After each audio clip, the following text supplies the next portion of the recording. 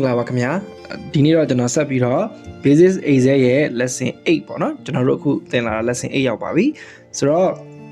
ကျွန်တော်ဒီနေ့ပြောပြခြင်းတဲ့ lesson 8မှာကကျွန်တော်တို့တွေရှေ့ lesson တော့ကျွန်တော်တို့ဒီ cell ဒီမှာရှိတဲ့ data တွေဘယ်လိုမျိုး cat လုပ်တယ် copy လုပ်တယ် paste လုပ်တယ်ဒါမျိုးတွေကျွန်တော်ရှင်းပြခဲ့တာပေါ့နော်အဲ့တော့အခုကျွန်တော်ရှင်းပြမယ်ဒီ lesson 8မှာတော့cell တွေဘယ်လိုထပ်ပြီးတော့ insert ပေါ့ထပ်ထည့်မလဲinsert လုပ်မယ်ပြီးတော့ cell တွေကိုကျွန်တော်တို့ move ရွှေ့မယ်ပြီးတော့ကျွန်တော်ဒီ cell quad တွေကိုကျွန်တော်တို့ delete လုပ်မယ်เนาะစတဲ့ဒီအကြောင်းအလေးတွေကိုကျွန်တော်ရှင်းပြပေးချင်ပါတယ်အဲ့တော့အရင်ဆုံးတော့ကျွန်တော်အနေနဲ့ဒီ example file ကနေကျွန်တော်ရှင်းပြပေးပါမယ်အဲ့တော့အခုဒီမှာကျွန်တော်တို့က bond boy excursion ဆိုပြီးတော့file လေးရှိရအဲ့တော့ excursion မှာတော့မြို့တွေပါတယ်ပြီးလာလိုက်ရှိတယ်ပေါ့အဲ့တော့တကယ်လို့များကျွန်တော်တို့ကဒီမှာရှိနေတဲ့ January February March ပေါ့နော်3လရှိနေတယ်အဲ့ဒီ3လနဲ့မလောက်ဖဲနဲ့ကျွန်တော်တို့ကထပ်ပြီးတော့ဒီမှာတစ်ခွက်ပေါ့နော်April လအတွက်လည်းထပ်ပြီးတော့ထည့်ခြင်းတယ်ဆိုလို့ရှိရင်ဒီ total ရှိနေတဲ့အကွက်ကိုကျွန်တော်တို့ကဒီဘက်ကိုရွှေ့ပေးရဟုတ်တယ်နော်အဲ့တော့ကျွန်တော်တို့ဒါကိုအရင်ဆုံးဒီကြားထဲမှာနေရာလွတ်တွေဘယ်လိုမျိုးထပ်ပြီးတော့ insert ထည့်မလဲဆိုတော့ကျွန်တော်ပြောပြပါမယ်အဲ့တော့ဟုတ်ပြီကျွန်တော်တို့ဒီကြားထဲမှာထည့်မှာဖြစ်တဲ့အတွက်ကျွန်တော်တို့ရွှေ့မဲ့ data တွေကိုအရင်ဆုံး select ပေးလိုက်မယ်select ပေးတဲ့အခါမှာ total ကို click နှိပ်မယ် click ကိုမလွတ်ဖဲနဲ့အောက်ထိဆွဲချလာမယ် okay နော်ပြီးသွားပြီဆိုလို့ရှိရင်ဒီလိုမျိုးအားလုံးကို select ပေးပြီးပြီဆိုလို့ရှိရင်ကျွန်တော်တို့ဒီဘက်ကိုကျွန်တော်တို့ထပ်ပြီးတော့ထည့်တဲ့ပုံစံမျိုးလုပ်ကြည့်မယ် okay နော်အဲ့တော့ကျွန်တော်တို့ခလုတ်ကဘယ်မှာရှိလဲဆိုရင်ဒီ home tab ထဲမှာပဲရှိပါတယ်ဘယ်နားမှာလဲဆိုလို့ရှိရင်ကျွန်တော်တို့ဒီမှာ insert ဆိုတာရှိတယ်အားလုံးတွေ့ရမယ်ထင်တယ်နော်အဲ့ insert အောက်ကမြားလေးကျွန်တော်တစ်ချက်နှိပ်လိုက်မယ်ဆိုလို့ရှိရင်သူက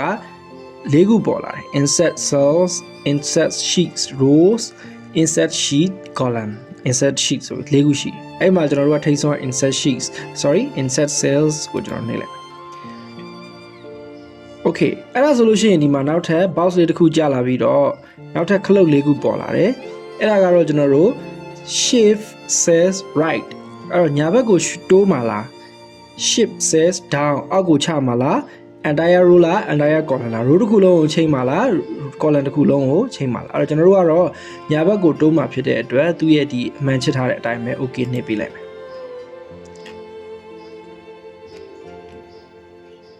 okay နော်ဒါဆိုလို့ရှိရင်ကျွန်တော်တို့ဒီ February နဲ့ March လနဲ့ကြားထဲမှာ total နဲ့ March လနဲ့ကြားထဲမှာ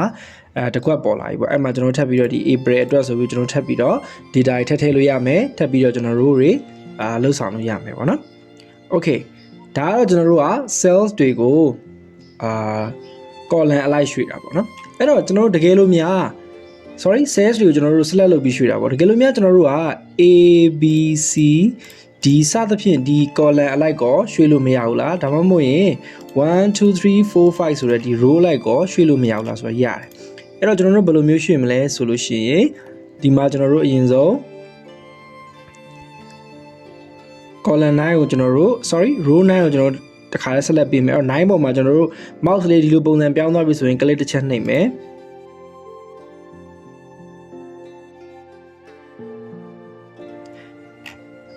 ပြီးတော့ကျွန်တော်တို့ခုန insert ထဲပဲပြန်သွားမယ်အဲ့မှာလဲခုနကျွန်တော်ပြောခဲ့သလိုခလုတ်က၄ခုကရှိနေတယ်အဲ့တော့အဲ့ဒီကမှကျွန်တော်တို့ဘာကိုနှိပ်မလဲဆိုရင်ဒုတိယနေရာက insert sheet row ဆိုတဲ့ခလုတ်ကိုကျွန်တော်နှိပ်လိုက်မယ်ဒါဆိုလို့ရှိရင်ဒီလိုမျိုးဒီ row ကြီးတစ်ခုလုံးကနေရာလွတ်ဖြစ်သွားပြီးတော့ခုနကျွန်တော်တို့ total ဆိုတဲ့ဒီ row ကတော့ကျွန်တော်တို့အောက်ကိုရောက်လာတာကိုအခုလိုမျိုးတွေ့ရမှာဖြစ်တယ်ပေါ့နော်ဒါကတော့ကျွန်တော်တို့ row တွေ column တွေကိုတစ်ခုလုံးလောက်တာ column လောက်ချင်လဲအတူတူပဲကျွန်တော်တို့ဒီမှာရွှေ့ခြင်းတဲ့ column F ဆိုလို့ရှိရင် F တစ်ခုလုံးထောက်မယ်ပြီးတော့ခုနလို insert ထဲပြန်သွားမယ်ပြီးတော့ကျွန်တော်တို့ဒီမှာ insert sheet column ဆိုတာရှိအဲ့ဒါနှိပ်လိုက်လို့ရှိရင်လည်းနောက်ထပ် column တစ်ခုလုံးဟိုဘက်ကိုအခုလိုတိုးသွားတာကိုတွေ့ရပါလိမ့်မယ် okay နော်အဲ့တော့ကျွန်တော်တို့အရှိမပြောခဲ့သလိုမျိုးတကယ်လို့ကျွန်တော်တို့ကဒီခလုတ်မသုံးမဲနဲ့ dress ဆွဲလို့မရဘူးလားဆိုတော့ရတယ်အဲ့တော့ကျွန်တော်တို့ရွှေ့ခြင်းတဲ့ data ကိုအရင်ဆုံးမလုပ်မလဲဆိုရင်ကျွန်တော် redo ပြန်လုပ်လိုက်မယ်ဒီကနေကျွန်တော်တို့ select မှတ်လိုက်မယ်ခလုတ်ကိုဖိထားပြီးတော့ဒီထိဟုတ်မလားပြီးသွားလို့ရှိရင်ဒါတွေအားလုံးကိုကျွန်တော်တို့ကဒီမှာ insert ဆိုတဲ့ခလုတ်မသုံးမဲနဲ့ dress ဆွဲပြီးတော့ရွှေ့လိုက်လို့လည်းရတယ် အဲ့ဒါကကျွန်တော်ဒီဘက်နံပါတ်9ဆိုတဲ့ down လေးကိုရအောင်သွားမယ် Okay မြားလေးကိုဒီလိုမျိုးပုံစံပြောင်းသွားတဲ့အထိကတ်လိုက်ပါတွေ့ရမယ်နော်အပေါ်ဘေးဘင်ညာအောက်ဆိုတဲ့ပုံစံလေးဖြစ်သွားတယ်အဲ့လိုလေးရပြီဆိုလို့ရှိရင်ကျွန်တော်တို့ခလုတ်ကို left click နော် left click ကိုဖိထားမယ်လုံးဝမလွတ်နဲ့ပြီးတော့ကျွန်တော်တို့ရွှေ့ချင်တဲ့နေရာကိုကျွန်တော်တို့ပို့ပေးလိုက်ဒီလိုမျိုးလေးပြီးလှုပ်လိုက်ခလုတ် Okay ဒါဆိုလို့ရှိရင်အခုလိုမျိုးရွှေ့သွားတာကိုကျွန်တော်တွေ့ရလိမ့်မယ်ဂျားထဲမှာနေရာလုတ်တွေပေါ်လာပြီကျွန်တော် data ထပ်ပြီးတော့ထည့်လို့ရပြီပေါ့ဒါတော့ကျွန်တော်တို့ insert tab ကခလုတ်ကိုမသုံးမနဲ့ drag ဆွဲပြီးတော့ရွှေ့လိုက်တဲ့ပုံစံမျိုးဖြစ်တာပေါ့နော် Okay ဒါဆိုလို့ရှိရင်ဒီ cells တွေကို insert ထည့်တာ move လုပ်တာဒါတော့ move လုပ်တယ်ခေါ်တာပေါ့လေခုနကတော့ကျွန်တော် insert ထည့်တာပေါ့ move လုပ်တာပြီးသွားလို့ရှိရင်ကျွန်တော် delete လုပ်တာပြောပြမယ်အဲ့တော့ဒီနေရာမှာကျွန်တော်တို့က delete လုပ်ချင်တယ်April အတွက်ကျွန်တော်တို့ data လောဆယ်ထည့်စရာမရှိသေးဘူးဆိုလို့ရှိရင်ဒီမှာလွတ်နေတဲ့နေရာကိုကျွန်တော်တို့ကဖြတ်ပြီးတော့ခုနအတိုင်းပဲဒီနေရာပြောင်းစေချင်တယ်ဆိုလို့ရှိရင်ကျွန်တော် delete လုပ်မယ်ပေါ့အဲ့တော့ကျွန်တော်တို့ကဒီလွတ်နေတဲ့ဖြတ်ချင်တဲ့ cell တွေကိုကျွန်တော်တို့ select ပေးလိုက်မယ်ဒီကနေဒီအထိပေါ့ပြီးသွားလို့ရှိရင်ကျွန်တော်ဒီမှာ delete ဆိုတဲ့ cloud ကလေးကိုနှိပ်မယ်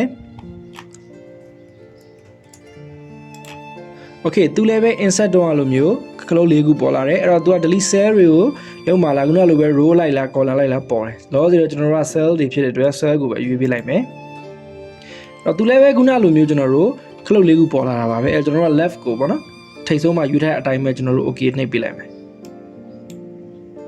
Okay ဒါဆိုလို့ရှိရင်ခုနကျွန်တော်နေရာလွတ်တွေကိုဖြတ်ပေးလိုက်တယ်ပြီးတော့သူ့အတူနေရာအမှန်ပြောက်သွားတယ်ပေါ့ဒါကတော့ကျွန်တော်တို့ cells တွေကို delete လုပ်တဲ့ပုံစံဖြစ်တယ်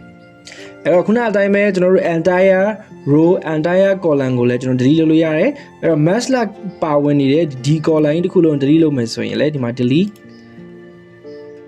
sheet column ပေါ့ဒါဆိုရင်ခုနပြောတဲ့ match လာအတွက်မရှိတော့ဘူး row ဒီလည်းဒီလိုပဲကျွန်တော် row 8ကိုလုပ်မယ်ဆိုရင် row 8ကို select ပေးမယ်ပြီးတော့ရင် delete